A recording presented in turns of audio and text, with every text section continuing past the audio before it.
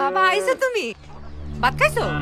আমরা 5 মিনিট আমি তোমায় দিতাছি। খারাপ তোর মা লিপস্টিক ধরছস কেন ক জি গাও কি হ্যাঁ দেখতাছো না ঠোঁট দুইটা কেমনে লাল কইরা বেড়া মানুষ খুঁজতে বেরোইছে।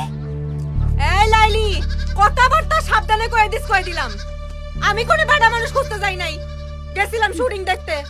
শুনলা কেমনে আমার নাম ধরে ডাকতেছে?